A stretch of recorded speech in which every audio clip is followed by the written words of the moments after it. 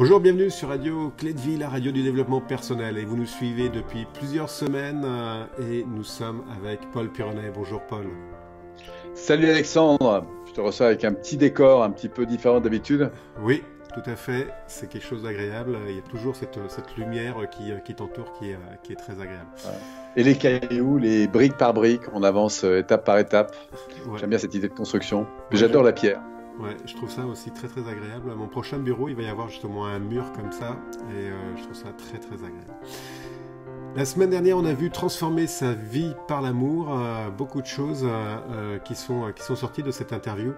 Et aujourd'hui, on va changer de vie grâce à la puissance de la question. Parfois, il arrive une question qui nous fait prendre énormément conscience. Alors, la puissance de la question, c'est quoi, Paul ? Alors, c'est un concept ça, qui me plaît beaucoup, la puissance des questions, parce que je crois que les questions sont les vecteurs de nos pensées. En fait, pour faire un zoom, on l'a évoqué plusieurs fois, il y a souvent un monde incroyable entre le stimuli et la réponse, la situation et la réponse, hein, la réaction que je vais avoir en face. Et donc, si j'avais un petit dessin à faire, je ferais un petit cercle comme ça.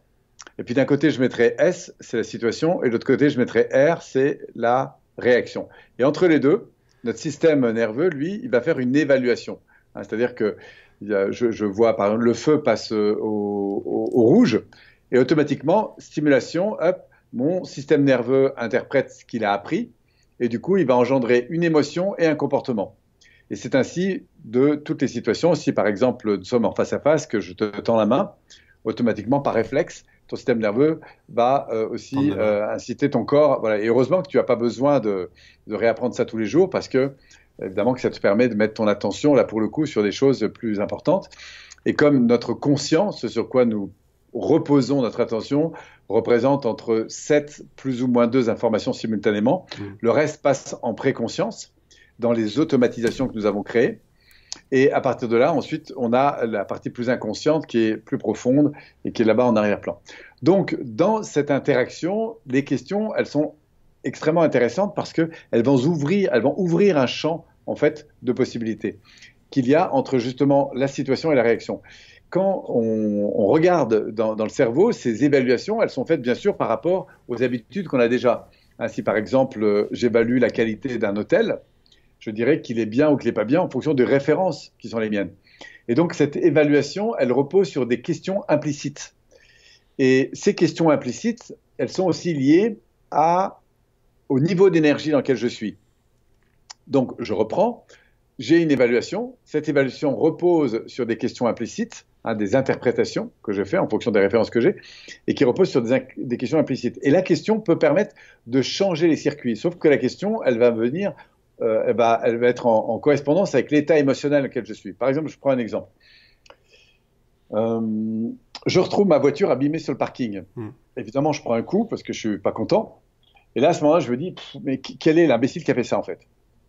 Et pourquoi ça m'arrive à moi? Quels sont ces gens qui ne peuvent pas faire attention en fait au matériel? Et là, du coup, emporté dans mon émotion, je vais avoir une évaluation, d'accord, qui va entraîner en fait des questions qui sont ce que je vais appeler des questions qui sont en lien vraiment avec l'état émotionnel dans lequel je suis. Il est évident que si je ne suis pas entraîné, je ne vais pas avoir des questions du type waouh, qu'est-ce qu'il y a d'extraordinaire dans cette situation? Ouais, c'est sûr. Ouais. Pourquoi? Parce que je ne suis pas dans un état émotionnel qui m'ouvre à cette possibilité. Mais si j'ai pris un peu d'entraînement là-dessus, et c'est ce qu'on fait d'ailleurs dans certaines formations, c'est-à-dire qu'on va aider les personnes à se poser justement les bonnes questions. Et là, on va arriver vers ce qu'on va appeler des questions puissantes. Une bonne question, c'est une question qui va conduire une réflexion, donc ça veut dire conduire mes pensées sur des fichiers différents. Par exemple, si je me dis, en arrivant dans ma voiture qui est abîmée, tiens, qu'est-ce qu'il y a d'important, qu'est-ce que ça me révèle d'important aujourd'hui, ou d'extraordinaire, ou de génial, eh bien, sur le coup, ça va surprendre un petit peu, et on va même se dire que la question, on se demande ce qu'elle vient faire là, on va même la trouver nulle, parce qu'elle n'est pas en correspondance à ce qu'on vit. Et pourtant, si on insiste, elle est intéressante parce que si je me dis, mais au fond, qu'est-ce que cette situation me révèle de génial? Peut-être que le fait que j'ai une voiture, par exemple, le fait que je paye une assurance et que je vais peut-être pouvoir être pris en charge. Ça te dédramatise. Voilà, peut-être c'est l'occasion aussi d'apprendre, moi, à gérer une situation différemment que je l'ai fait jusqu'à présent et peut-être prendre du recul sur la vie. Enfin, Mm. si je commence à chercher, je vais avoir des tas et des tas de réponses. Et ce qui est génial, c'est qu'en fait, on découvrira qu'il y a autant d'événements, que dans un événement, quel qu'il soit, il y a autant d'avantages que d'inconvénients. Mm. Et c'est grâce aux questions qu'on va pouvoir commencer à changer. Et donc, une question puissante, c'est une question qui est à la fois orientée sur un résultat que je cherche et non pas sur un problème que je cherche. Le pourquoi d'un problème, par exemple, ça a l'air de rien, mais moi, il y a eu quand j'ai commencé le développement personnel, j'ai fait beaucoup de stages de développement, donc de thérapie. On parlait de thérapie à l'époque. Et c'est vrai qu'au-delà de choses très intéressantes, mais j'ai passé beaucoup de temps à essayer de comprendre le pourquoi des problèmes. Mm. J'ai un problème, tiens, à quoi ça me renvoie? Pourquoi le problème? Et parfois, j'étais capable même de faire des listes assez longues de toutes les raisons qui causaient un problème. Mais ce qui m'a énormément aidé, notamment dans la découverte de la PNL, c'était d'être dans une orientation solution, bien Mm. sûr, mais surtout sur le fait de ne plus être censé sur le pourquoi du problème, mais sur le comment une solution. Et je me suis rendu compte que le fait de changer dans ma tête, de passer du pourquoi ça m'arrive à moi, ou du pourquoi j'ai ce problème, ou du pourquoi ceci, à comment ça se passerait si ça se passait différemment. Ça, c'est une clé qui a été extrêmement importante pour moi. Et qui du coup a modifié énormément de choses. Et je pense qu'aujourd'hui, si les personnes qui nous écoutent passent du pourquoi j'ai un problème à comment ce serait une solution, par exemple, Mm. pourquoi ma sœur m'écoute jamais, ou pourquoi mes parents ceci, ou pourquoi j'y arrive pas. Ah, mais comment ça se passerait si j'y arrivais? C'est-à-dire, au fond, à quoi j'arriverais Mm. réellement? Qu'est-ce qui peut produire ça? Quel est le comment? Bah, c'est comme pour faire une pizza, c'est-à-dire que si je ne sais pas pourquoi il y a plein de raisons d'être incapable de faire une pizza, mais si je découvre le comment faire une pizza, c'est sûr que je vais aller plus vite. Yes. Donc je trouve que ça c'est un passage extrêmement intéressant. Mm. Après, dans les questions puissantes, il y a une autre dimension qui je crois, est fondamentale, au-delà de se réorienter vers des solutions, c'est l'énergie qu'on va y mettre. Ouais. Qu'est-ce qu'il y a de, et c'est là c'est important qu'il y ait un qualificatif, qu'est-ce qu'il y a de génial dans cette situation? Je dis que cette question ouvre au génie, en fait. Qu'est-ce qu'il y a de génial? Je viendrai te montrer, mais qu'est-ce qu'il y a de génial? S'il y avait quelque chose de chouette là maintenant. Et pour ça, ça va supposer aussi de grandir dans notre capacité à être en présence à ce qui se Mm. passe. Parce que si je suis pas en présence avec ce qui se passe, c'est-à-dire que je me dis, oulala, j'ai raté telle chose, donc du coup, ça va avoir telle conséquence dans le futur ou Mm. dans le passé ou dans je sais pas quoi. Là, c'est la meilleure façon, en fait, de partir plutôt Mais en mode en vers le vrille, bas. ouais. Mm. Voilà, donc me réorienter sur, bien sûr, qu'est-ce que je cherche, c'est quoi l'important maintenant, c'est quoi que je veux réellement. Et puis enfin, là maintenant, s'il y avait quelque chose de positif à tirer de ça, ce serait quoi? Mm. Et il faut que j'insiste sur la question. S'il y avait quelque chose d'important à apprendre, s'il y avait quelque chose d'important à ressentir différemment, s'il y avait une attitude différente que cette occasion me donne de développer, ce serait quoi? Et on va s'apercevoir que les questions, en fait, si on veut être un peu plus précis, peuvent s'orienter sur trois champs. Sur le champ du ressenti, sur le champ de la perception et sur le champ des comportements. En gros, qu'est-ce que je peux percevoir de différent? Qu'est-ce que je peux comprendre de différent? Qu'est-ce que je peux apprendre de différent? Qu'est-ce que je peux... Alors après, je rajoute un qualificatif Mm. de génial, de superbe, de puissant, d'essentiel pour moi. Ça, c'est donc dans la version changement de représentation, changement d'interprétation. Après, on a un autre axe qui va nous intéresser beaucoup dans les questions puissantes, c'est qu'est-ce que je peux ressentir de différent? Mm. Je vois que ma voiture est abîmée, ok, je peux me mettre en colère, mais qu'est-ce que je pourrais ressentir de différent? Et là, on commence à s'ouvrir à des choses intéressantes. Est-ce que je pourrais ressentir plus de paix, là maintenant, plus de sérénité, là maintenant, plus de joie, là maintenant? Et si oui, comment? Vous Mm. voyez? Donc, c'est des types de questions qui, évidemment, demandent un peu d'entraînement, parce que il va falloir que ça devienne de nouveaux réflexes. Et puis le troisième axe, c'est les questions orientées sur le ressenti. Oui? Oui, mais justement, oui, ça nécessite de l'entraînement, mais on va y revenir après parce que c'est pas évident de tout de suite se dire, waouh, génial, ma voiture est cassée. Non. Ça nécessite de... Mais par contre, ça amène De énormément de choses. l'anticipation. Ouais, et ça ramène énormément en fait de paix, de sérénité, et ça n'enlève nullement le problème, mais ça le permet de le voir d'une façon différente, de l'accueillir et de le Oui. traiter plus facilement.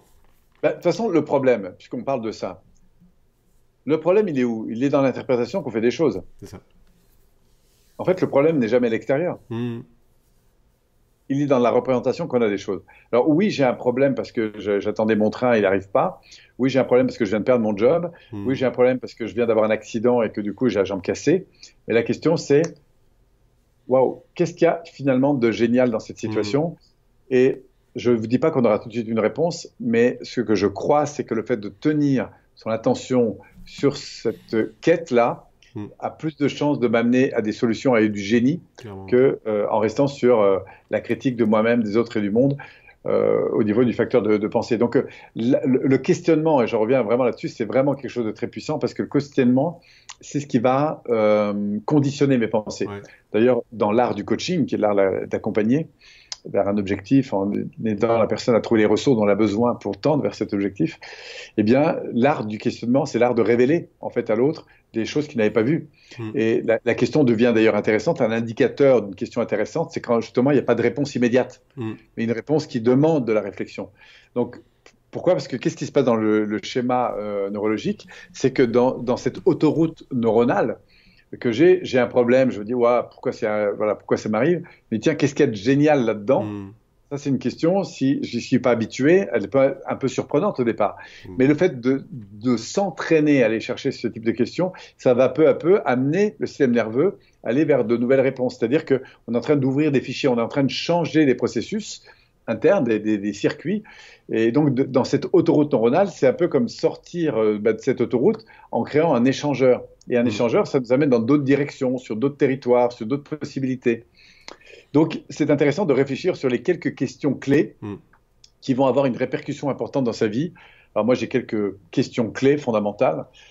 Par exemple, la question number one, hein, c'est vraiment la question qui m'a le plus aidé, c'est qu'est-ce qui est important pour toi, Polo? Ouais, ça, ouais. Ou qu'est-ce qui est important pour vous dans cette situation? Qu'est-ce qui est important? Ça me ramène toujours à ce premier pilier. Ensuite, qu'est-ce que je veux réellement? Ça, c'est une deuxième question qui est toujours essentielle dans ma vie. Parce voilà. Ensuite, à partir de là, qu'est-ce que je peux faire de changer? Qu'est-ce que je peux changer dans mon comportement, dans mon attitude pour agir? Enfin, quelle est la relation dont j'ai besoin? Quelle est la considération dont j'ai besoin? Et qu'est-ce que je peux transformer à cette occasion? Donc là, c'est quelques grandes questions que je vais pouvoir sortir de ma boîte, en fait, pour faire face à une situation, que ce soit pour aider une personne ou que ce soit pour m'aider moi-même. Mais la force des questions, c'est que ce sont des processus de pensée qui m'ouvrent des fichiers, en fait. C'est un peu comme apprendre à utiliser un ordinateur et d'aller chercher le bon fichier au bon endroit. Ouais, c'est excessivement puissant. Quand je t'ai coupé tout à l'heure, tu allais aborder une troisième partie. Oui, alors j'ai parlé des questions qui renvoient à la changement de perception. Ouais. Qu'est-ce que je peux comprendre, analyser, observer, apprendre, interpréter de différent. Ensuite, on a parlé des questions qui orientent sur le plan du ressenti. Qu'est-ce que je peux ressentir de différent? Qu'est-ce que je peux éprouver de différent? S'il y avait quelque chose de bon à vivre dans cette situation, ce serait plutôt quoi? S'il y avait quelque chose à vivre de différent, ce serait quoi? S'il y avait une émotion à amplifier dans cette situation, ce serait quoi? Riche, positive. S'il y avait de la gratitude, par exemple, à aller chercher dans cette situation, ce serait quoi? Mais ça, c'est des questions orientées sur mon ressenti. Et elles m'ouvrent aussi à un champ très très important de possibilités. Et puis enfin, la troisième axe, c'est le changement de comportement. Donc on a parlé de la pensée, on a parlé des émotions, du cœur. Avant on était dans la tête, dans le cœur, et après on est dans les comportements, c'est-à-dire dans l'attitude que je vais montrer, l'attitude, c'est-à-dire qu'est-ce que je peux aujourd'hui modifier comme attitude pour grandir. Qu'est-ce que je peux modifier dans mon comportement? Qu'est-ce que je peux améliorer? Attitude, comportement, stratégie, modalité de fonctionnement, manière de m'y prendre, de faire les choses, quelle attention je peux porter à la forme que je suis en train d'exercer. Tout ça, c'est du comportement. Alors évidemment, comme je suis un peu entraîné, j'accède assez vite à toutes ces données. Mais pourquoi? Parce que ces questions, je les ai utilisées des centaines, voire des milliers de fois. Donc elles sont là, très présentes. Mais vous verrez qu'à partir du moment où vous avez une expertise dans un domaine, très souvent, pour accéder à cette expertise, c'est que vous avez appris à poser de bonnes questions. Quand tu prépares une interview, toi qui as l'habitude, tu as appris à poser des questions. Si vous êtes mécano et que moi je vous présente ma voiture, elle a un problème, vous avez appris à poser les bonnes questions pour aller vers les choses. Si vous êtes un médecin et que vous me diagnostiquez, vous avez appris à poser les bonnes questions. Donc pourquoi? Parce que les questions donnent accès à des réponses qui vont nous ouvrir le champ des possibles.